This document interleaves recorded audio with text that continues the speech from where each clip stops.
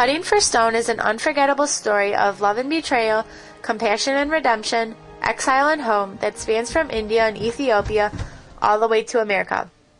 Narrated by Marion Stone, the story begins even before Marion and his twin brother Shiva are born in Addis Ababa's missing hospital.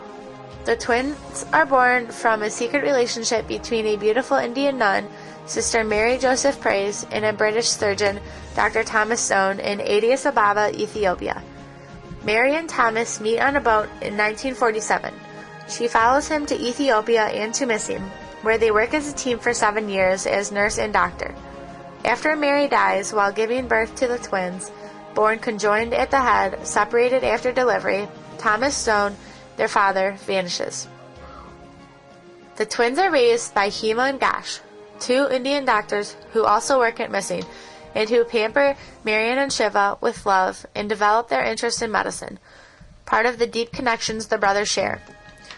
They are also so close that Marion, as a boy, thinks of them as a single person, Shivya Maran.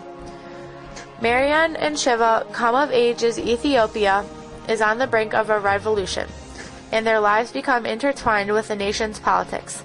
Addis Ababa is a colorful cosmopolitan city. However, the Italians left the nation crippled by poverty, hunger, and authoritarian rule.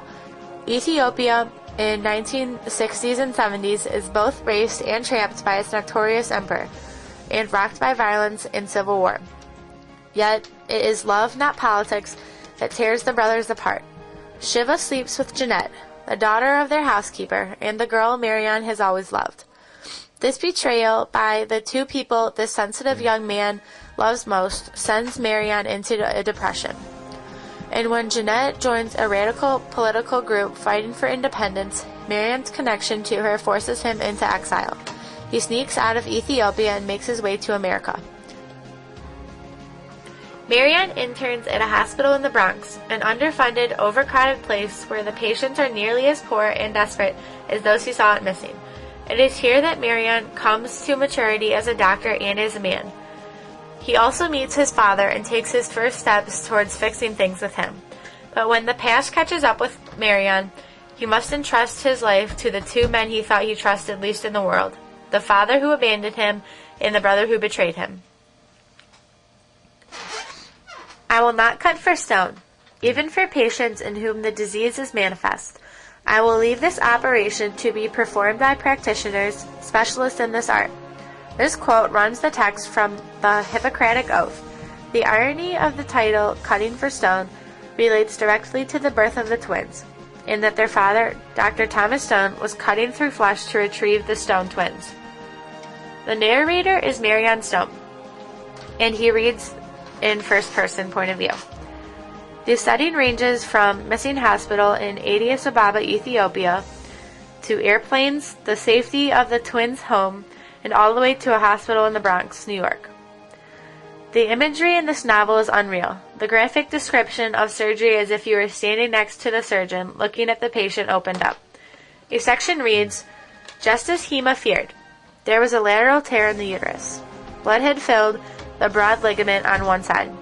That meant that once she got the babies out, she'd have to do an emergency hysterectomy. No easy task in pregnancy. What with the uterine arteries being tortuous, thickened, and carrying half a liter of blood a minute, not to mention the massive blood clot shimmering in the light." Abraham Verghese is a professor and senior associate chair for the theory and practice of medicine at the Stanford University School of Medicine. He was the founding director of the Center for Medical Humanities and Ethics at the University of Texas Health Center San Antonio, where he is now an adjunct professor. He's the author of My Own Country, a 1994 NBCC finalist and a Time Best Book of the Year, and The Tennis Partner, a New York Times notable book, as well as Cutting for Stone. A graduate of Iowa Writers Workshop, he has published essays and short stories that have appeared in The New Yorker, The New York Times, The Atlantic Monthly, and Granta. He lives in Palo Alto, California.